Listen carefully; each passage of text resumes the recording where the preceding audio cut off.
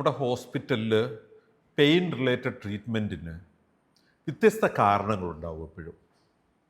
ചിലപ്പോൾ ഒരു പേഷ്യൻ്റ് വരുന്ന ഒ പിയിൽ വരുന്നത് തന്നെ പെയിൻ കംപ്ലൈൻറ്റ് ചെയ്യാനായിട്ടായിരിക്കും, അതിനൊരു സൊല്യൂഷന് വേണ്ടിയിട്ടായിരിക്കും.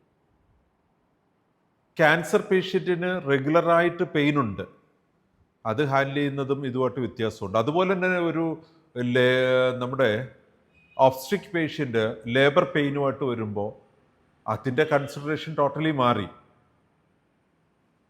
അപ്പോൾ ചിലത് പെയിൻ പ്രോബ്ലം ആണെങ്കിൽ ചിലത് പെയിൻ ഒരു അഡ്വാൻറ്റേജ് ആണ്. നമുക്ക് പെയിൻ മാനേജ് ചെയ്യുക എന്ന് പറഞ്ഞത് എപ്പോഴും ഈ പെയിൻ ഒരു സഫറിങ്സ് ആയി, അവരുടെ പ്രധാന ലക്ഷണം ചിലപ്പോൾ പെയിൻ ആയിരിക്കും, അസുഖം. ചിലപ്പോൾ അതൊരു മറ്റൊരു അസുഖത്തിൻ്റെ പാർട്ടായിട്ടായിരിക്കും ഒരു പെയിൻ കംപ്ലൈൻറ്റ് ചെയ്യുന്നത്.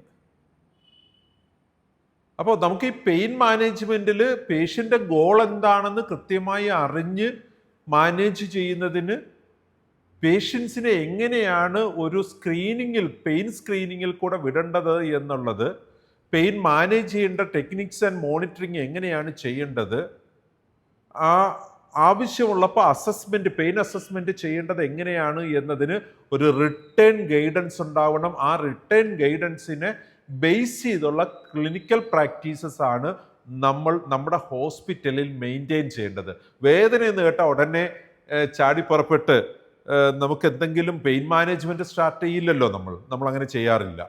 സോ അത് നമ്മൾ കൃത്യമായി ഇത് മാനേജ് ചെയ്യുന്നുണ്ട്. പെയിൻ മാനേജ്മെൻറ്റിന് ഉള്ള സ്ക്രീനിങ്ങും അസസ്മെൻറ്റും എല്ലാം നമ്മുടെ ഒരു ക്ലിനിക്കൽ പ്രാക്ടീസസിൻ്റെ സപ്പോർട്ടിൽ തന്നെ നമ്മൾ ചെയ്യുന്നുണ്ട്. പക്ഷെ അതിന് കൃത്യമായൊരു ഡോക്യുമെൻറ്റേഷൻ ഉണ്ടാകണം എന്നതാണ് COP 17A നമ്മൾ കാണുന്നത്. അപ്പോൾ COP 17A നമുക്ക് patients in pain are effectively managed എന്ന് പറയുമ്പോൾ അതൊരു ഡോക്യുമെൻറ്റേഷനെ സപ്പോർട്ട് ചെയ്തായിരിക്കണം എന്നാണ് നമ്മൾ കാണുന്നത്. ഓക്കെ.